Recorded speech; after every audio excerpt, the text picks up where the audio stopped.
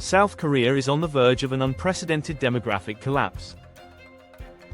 Decades of declining birth rates have pushed the country into a crisis that is now nearly impossible to reverse. By 2060, the South Korea we know today will be unrecognizable, shrinking in population, struggling economically, and transforming socially and culturally. A stable population requires a fertility rate of 2.1 children per woman. In the 1950s, South Korean families had around 6 children on average. By the 1980s, that number fell below 2, and in 2023, it hit a record low of 0.72, the lowest in human history. In Seoul, it's even worse at 0.55. This means that within 4 generations, 100 South Koreans today could shrink to just 5. Right now, the effects are masked. The population, workforce, and economy are at all-time highs, but demographic decline is like a freight train. You hear it in the distance, then it suddenly hits. If current trends continue, by 2060, South Korea's population will have shrunk by 30%, with half of its people over 65 and almost no children. Cities will be eerily quiet, abandoned neighborhoods will spread, and the burden on the working population will be unsustainable. The economic consequences will be severe. In 2023, 40% of South Koreans over 65 already lived in poverty. The National Pension Fund, currently worth $730 billion, is projected to run dry by the 2050s. By 2060, there will be fewer than 1 worker per retiree, making it nearly impossible to sustain pensions, healthcare, and social services. The economy, heavily dependent on its workforce, will likely peak in the 2040s before entering permanent recession. Productivity gains may slow the decline, but not prevent it. Fewer young people also means a drop in scientific innovation and cultural output, 2 key drivers of South Korea's global influence. Socially, loneliness will become a defining issue. Today, 20% of Koreans live alone, and a similar percentage report having no close friends. By 2060, half of those over 70 will have no siblings, and nearly a third will have no children.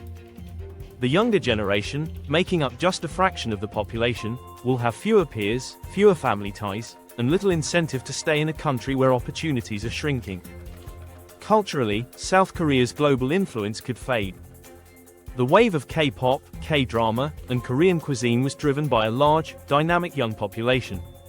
But by 2060, the number of South Koreans aged 25-45 will have dropped from 17.5 million in 2000 to just 5.6 million, making up only 16% of the population. Many traditions already struggle to find younger generations to carry them forward. This trend will only accelerate. South Korea's ability to defend itself may also be compromised. With a shrinking youth population, maintaining military service will be increasingly difficult. Today, 5% of combat-age men serve in the military. By 2060, that figure would need to rise to 15% just to maintain current levels. Reversing this crisis is nearly impossible in the short term. Even if fertility rates magically tripled to 2.1 overnight, the working-age population would still be overwhelmed by retirees for decades. However, there is a sliver of hope. In 2024, for the first time in 9 years, births increased slightly by 3%. If South Korea implements major social changes, affordable housing, work-life balance reforms, gender equality in child rearing, and stronger family support, it may eventually stabilize. But without a dramatic shift, the country faces an unavoidable bottleneck. South Korea is not alone. China, Italy, Spain, Germany, the UK, and the US are all experiencing declining birth rates, though South Korea's is the most extreme. If global fertility rates continue falling, many societies will face the same existential crisis. Yet, few acknowledge the true gravity of this trend. For decades, the world feared overpopulation, but the real population bomb is now implosion. If societies don't act soon to encourage young people to build families, the rest of this century will be defined by decline.